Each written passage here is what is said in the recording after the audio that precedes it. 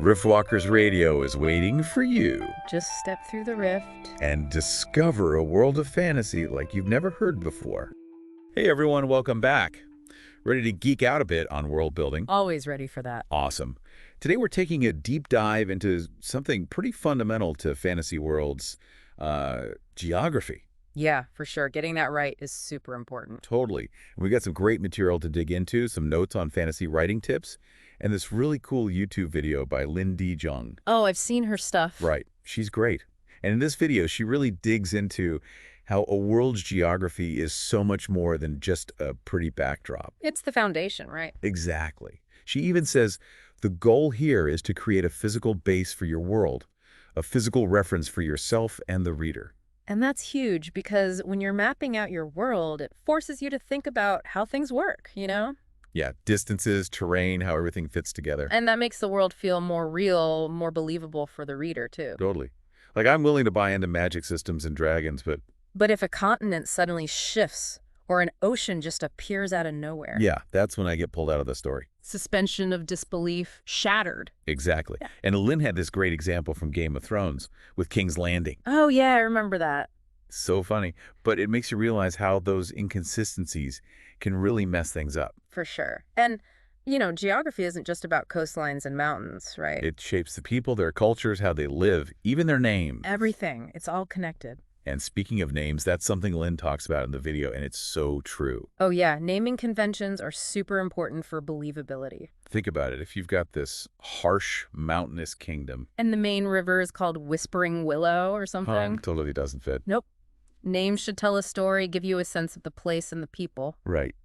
And that kind of ties into another thing I got really excited about in Lynn's video, the focus on ecology. Ecology. Yeah, it's often overlooked. But it's crucial. Like, how do the plants, animals, the climate, all of it... It all comes together. Right. And how does that influence how people live, what they believe? It makes the world feel real, interconnected, like our world. She uses dragons as an example. And it's mind-blowing. Oh, yeah, I love her dragon example. Like, what if you have domesticated dragons? What happens to the ecosystem then? Right, or what if you introduce dragons to a new environment, you know? It could create total chaos. Totally. And that leads to another point Lynn made, that history is super important. History? Yeah. You can't just have a cruel dictator or some weird ritual without any context. It feels lazy, right? Like the author just skipped a step. Exactly. And she even calls it out as lazy world building. Oh, yeah, she does not hold back. We got to ask those why questions. Why is this society the way it is? Why are things built this way?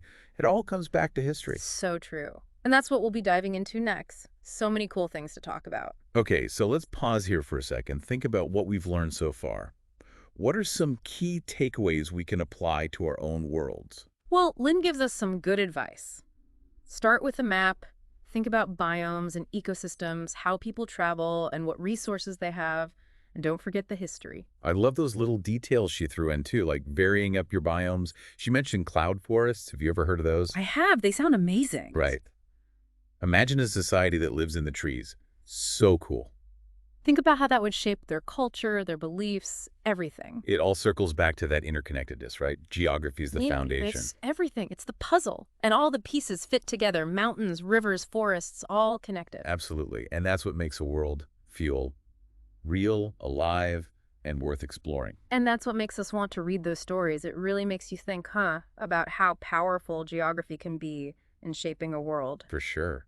And speaking of powerful, Lynn brought up this point about geography and plot, like how travel logistics can become a huge part of the story. Oh, yeah, totally. If your characters have to cross a treacherous mountain range to get to some hidden temple, or navigate a vast, deadly desert, it creates so much tension and drama. It becomes a story in itself. Exactly. And, you know, Lynn talked about those classic fantasy tropes, the perilous journeys and all that. Crossing mountains, sailing across stormy seas, all that. Those tropes wouldn't exist without geography. Right. It's all about how the world shapes the story and how those challenges shape the characters, too. Oh, yeah, for sure. They might develop survival skills or learn to respect nature or even form bonds with their companions. Through those shared hardships. Yeah. See, it all connects back to that interconnectedness. It's not just a backdrop. It's an active force. Yeah. Shaping everything. There's this quote, I think it was Churchill, though no one's really sure, but he said, We shape our buildings, and afterwards our buildings shape us. Ooh, this is a good one. Right. And it applies perfectly to world building and geography. We create these worlds, but then those worlds influence everything that happens within them. Okay, so we keep talking about why questions, but how do we actually use geography to answer those questions in a way that makes sense, you know? Well, one way is to think about the needs and challenges of the people who live there. Like, let's say you have a society living in a harsh mountain region. Okay, yeah. How have they adapted to that environment? Like, do they build their homes into the cliffs? Exactly. Or maybe they have unique ways of farming on those steep slopes. Or they've domesticated some kind of mountain goat that can handle the terrain. Right. And think about how that environment shapes their culture, too. They'd probably be pretty hardy and resilient, used to tough conditions. And maybe fiercely independent, used to relying on themselves and their community to survive. Absolutely. And their beliefs might reflect that too, right? Maybe they worship a mountain god who represents the strength and unforgiving nature of the mountains. And their clothing, thick furs, sturdy boots, all designed for that environment. Their food too. Hearty stews, dried meats, maybe some mountain herbs with special properties. Wow, I'm starting to see it. All these details, the clothes, the food, the beliefs. All connected to geography. It's like a tapestry, and geography is the thread holding it all together. Exactly. And as you start to make those connections, your world becomes so much richer and more believable. It feels like a place where people actually live. So, are there any don'ts when it comes to geography and world building? Like, what are some common pitfalls to avoid? Well, Lynn mentioned this thing about fantasy maps being too smooth. She said she's even guilty of it herself. When I'm hand drawing maps, everything is weirdly smooth. Which is fine at first, but after a while I'm like, I don't really know how tectonic plates work. I get that. It's easy to oversimplify things when you're starting out. Yeah. But in the real world, coastlines are jagged, rivers wind and twist, mountains have all these crazy formations. That's what makes it interesting. Exactly. Okay, but how do we make those realistic landforms without being like a geologist? You don't need a degree. There are tons of resources out there that explain how things work. And don't be afraid to use real-world maps for inspiration. Look at the shapes of continents, how rivers flow, all that. Ooh, that's a good tip. I think scale is important too, right? Mm-hmm. Like, are we talking about a single continent or a vast archipelago or a planet-sized world? Yeah, scale impacts everything. Travel times, climate patterns, even the diversity of biomes you can realistically include. Speaking of biomes, Lynn made a point about how it's easy to fall into the trap of having everything be a forest. We need variety, right? Absolutely. Yeah. Deserts, tundras, rainforests, grasslands, wetlands, they each have their own unique plants and animals, their own challenges and opportunities for the people who live there. And let's not forget those cloud forests. Still thinking about those. Oh, yeah. Imagine a society that lives high up in the canopy, building their homes in the trees.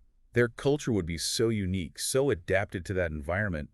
Expert climbers, maybe they even worship the trees as protectors or providers.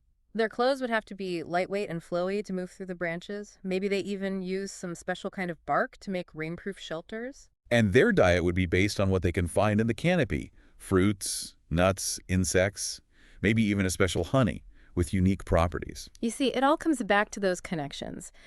The key to making a world feel real is to keep asking why, and let those answers inform everything you do. From the clothes they wear, to the food they eat, to the gods they worship. Exactly. And as you explore those connections, your world will become richer and more vibrant.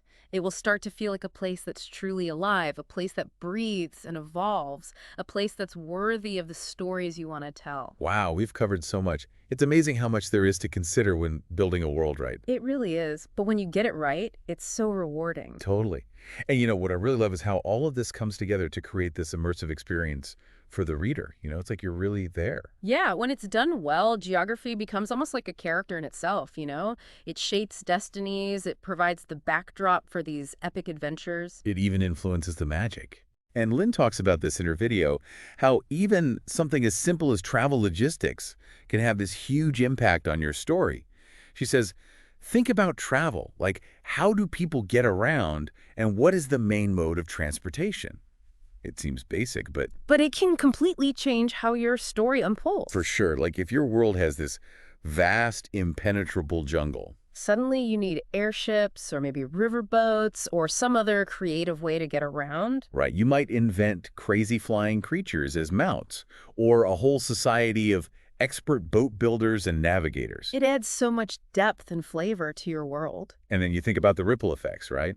How would that impact trade or warfare, even just communication between people? Oh, yeah, for sure. Maybe messages are carried by trained birds that can fly over the jungle, or there are these ancient secret pathways that only a few people know. It's all about those details. Yeah. The devil is in the details. Or in this case, it's like the magic is in the details. Exactly. The sense of wonder that comes from really thinking things through. Okay, so for all of us out there, whether we're writing fantasy or reading it, what's the one big takeaway from all of this? That's a good question. I think the biggest thing is to remember that geography isn't just the static setting. It's a dynamic force, shaping everything. From cultures to conflicts to the very magic that permeates your world. It's a force of nature, Yeah. literally. And don't be afraid to get creative, right? I mean, draw inspiration from the real world, but But let your imagination run wild. create those towering mountains, those hidden underwater cities, those swirling nebulae in space, go big. Break the mold. Let your geography tell a story. Let it inspire you. Let it be the foundation on which you build something truly unique and unforgettable. I love that. Let it be the foundation. Because that's what it really is, isn't it? The starting point for everything. And on that note, I think we've reached the end of our deep dive into fantasy geography. Thanks for joining us on this journey, everyone. Hopefully we've given you some food for thought, maybe even sparked some new ideas. Keep those creative juices flowing. And keep exploring, keep questioning, keep building those worlds that set your imagination on fire. Because that's what it's all about.